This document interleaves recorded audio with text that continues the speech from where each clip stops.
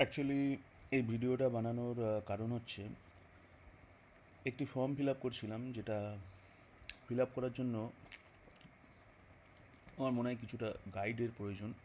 আপনারা যারা প্রধানমন্ত্রীর একটা সুকন্যা সমৃদ্ধি যোজনা বলে একটা যোজনা আছে, যে যোজনাটি আপনার কন্যা সন্তানের জন্য অ্যাকচুয়ালি, সেই কন্যা সন্তানের জন্য আপনারা অ্যাপ্লাই করতে পারেন। তো এর জন্য অ্যাকচুয়ালি একটি ফর্ম ফিল আপ করতে হবে। তো যে ফর্মটি আপনারা চাইলে স্টেট ব্যাঙ্ক অফ ইন্ডিয়া থেকে তুলতে পারেন, চাইলে এইচডিএফসি ব্যাঙ্ক অফ ইন্ডিয়া থেকে তুলতে পারেন, অথবা অ্যাক্সিস ব্যাঙ্ক, অথবা আরও অনেক আর অন্যান্য ব্যাঙ্ক আছে যেই ব্যাঙ্কগুলি থেকে আপনি ফর্মটি তুলতে পারেন। তো এই ফর্মটি তোলার পর কীভাবে সঠিকভাবে ফিল আপ করতে হবে সেটি জানানোর জন্যই এই ভিডিওটি আর কি বানানো। ওকে, তো এই ফর্মটি আমি তুলেছি হচ্ছে স্টেট ব্যাঙ্ক অফ ইন্ডিয়া থেকে। স্টেট ব্যাঙ্ক অফ ইন্ডিয়া থেকে ফর্মটি তুলেছি। তো অবভিয়াসলি এখানে আপনারা দেখতে পাচ্ছেন যে টু দ্য ম্যানেজার। তো টু দ্য ম্যানেজার এখানে অবশ্যই স্টেট ব্যাঙ্ক অফ ইন্ডিয়ার নাম লিখতে হবে। আপনারা স্টেট ব্যাঙ্ক অফ ইন্ডিয়ার নাম লিখবেন এবং এখানে অবশ্যই যে ব্রাঞ্চ থেকে আপনি তুলেছেন, সেই ব্রাঞ্চ থেকে ফর্মটি তুলেছেন সেই ব্রাঞ্চের নাম লিখতে হবে। ওকে, আমি তুলেছি মানকুণ্ডু ব্রাঞ্চ থেকে, তাই মানকুণ্ডু ব্রাঞ্চ লিখেছি। তারপরে চলে আসছি এই লাইনে, যেখানে আপনারা দেখতে পাচ্ছেন এখানে সুভাষ দাস, এটা আমার নাম। অ্যাকচুয়ালি আমি আমার মেয়ের জন্য এই যোজনাটি করতে চাই। সো অবভিয়াসলি এইখানে আমার নাম লিখতে হবে, অথবা আপনি যে কোনো কেউ হতে পারেন other than parents. You can be guardian, আপনি বাড়ির গার্জেন হতে পারেন, তো আপনার নাম এখানে লিখতে হবে। Hereby apply opening an account under Sukanya Samriddhi account scheme. আর এখানে লিখতে হবে SSA, যেটা হচ্ছে short form of Sukanya Samriddhi account, SSA, in the name of Tanisha Das. এই তানিশা দাস হচ্ছে আমার মেয়ের নাম, তাই আমি এখানে তানিশা দাস দিয়েছি। তারপরে কি আসছে, of hmm I am the guardian and tender here with ₹1000, rupees 1000। এখানে 1000 কত অ্যামাউন্ট দিয়ে আপনি অ্যাকাউন্টটা ওপেন করতে চাইছেন। অ্যাকচুয়ালি এটা nothing but the initial subscription. এই অ্যাকাউন্টটা খোলার সময় আপনাকে ক্যাশে কিছু টাকা দিতে হবে, অথবা আপনি চাইলে চেক অথবা ডিডিতেও দিতে পারেন। তো আপনি যদি ক্যাশে দিতে চান, অবভিয়াসলি আপনি লিখবেন এখানে কতটা অ্যামাউন্ট দিতে চান। মিনিমাম অ্যামাউন্ট হচ্ছে এখানে 250 টাকা। তো আমি এখানে 1000 লিখেছি, আর ওয়ার্ডে এখানে 1000 লিখেছি। আপনি যদি চেক দিতে চান অথবা ডিমান্ড ড্রাফট দিতে চান, তো এখানে আপনাকে অবশ্যই চেক নাম্বার অথবা ড্রাফট নাম্বার লিখতে হবে, আর এখানে ডেট দিতে হবে। ডেট ফিল্ডটা আমি আপাতত ব্ল্যাঙ্ক রেখেছি, কেননা এইটা যেদিন আমি জমা দেবো সেই দিনের ডেটটা আমি এখানে লিখব। তারপরে চলে আসছি এই লাইনে, name of the account holder. Name of the account holder হচ্ছে ব্র্যাকেটে লেখা রয়েছে গার্ল চাইল্ড, তার মানে আপনার কন্যা সন্তানের নাম। কন্যার নাম এখানে কুমারী, আমি আমার নাম দিয়েছি, আপনারা আপনাদের নাম দেবে। তারপরের লাইনে চলে এসেছি 2 নম্বর পয়েন্টে।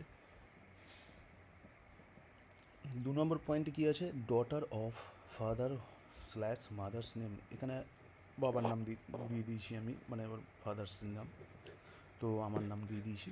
তারপরের লাইনে চলে এসেছি date of birth. Date of birth হচ্ছে এখানে date of birth obviously DDMM এক সেকেন্ড,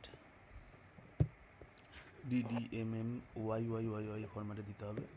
21/5/2023 আমি দিয়েছি। আর এখানে হচ্ছে ইন ওয়ার্ডসে আপনাকে ডেট অফ বার্থটা লিখতে হবে।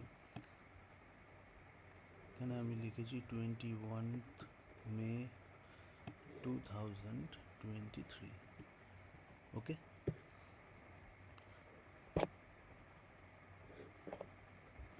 তারপরের সেকশানে চলে আসছি ডিটেলস অফ বার্থ সার্টিফিকেট। এটা একটা আলাদা সেকশন। এখানে বার্থ সার্টিফিকেট, আপনার মেয়ের বার্থ সার্টিফিকেটের ডিটেলসটা দিতে হবে। Copy May please be enclosed, মানে হচ্ছে আপনাকে এর একটা ফটোকপি, মানে আপনার বার্থ সার্টিফিকেটের ফটোকপি আপনাকে অবশ্যই এই ফর্মের সাথে জেরক্স করে আপনাকে দিতে হবে ব্যাংকে জমা দেওয়ার সময়। এখানে আপনি দেবেন সার্টিফিকেট নাম্বার। সার্টিফিকেট নাম্বার হচ্ছে আপনার বার্থ সার্টিফিকেটের উপরে দেখবেন একটা লেখা আছে বার্থ সার্টিফিকেটের উপরে, সেটা অবশ্যই আপনি যেই দেখতে পারবেন যে সার্টিফিকেট নাম্বার বলে লেখা আছে, এখানে সার্টিফিকেট নাম্বারটা দিতে হবে। ডেট অফ ইস্যুও আপনি বার্থ সার্টিফিকেটের মধ্যে পেয়ে যাবেন। আমার ক্ষেত্রে এটি যা অ্যাপ্রোপ্রিয়েট তাই আমি দিয়েছি। তারপরের ক্ষেত্রে আসছে ইস্যুইং অথরিটি। ইস্যুইং অথরিটিও আপনি পেয়ে যাবেন। ইস্যুইং অথরিটি আপনার যে এই বার্থ সার্টিফিকেট ইস্যু করছে, আমার ক্ষেত্রে যেটা হয় সেটা আমি দিয়ে দিয়েছি ফর্মে।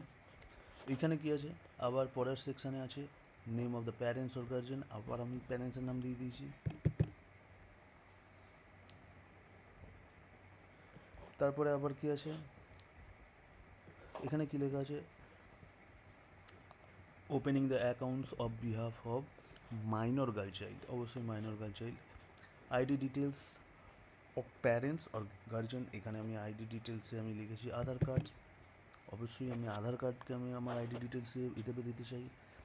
তারপরে সেকশানে কী আছে, কপি মে বি এনক্লোজ, অবশ্যই আমি একটা জেরক্স কপি এর সাথে অ্যাড করে দেবো।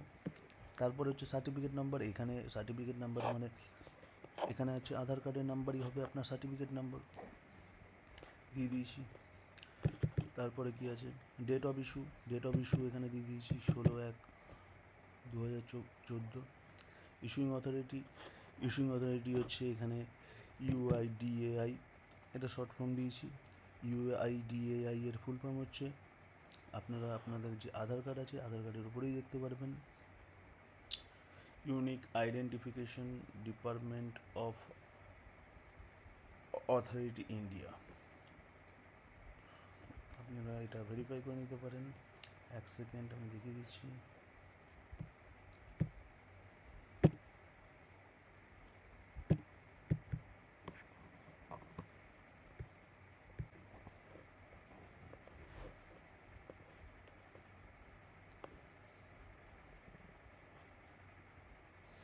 Unique identification authority of India.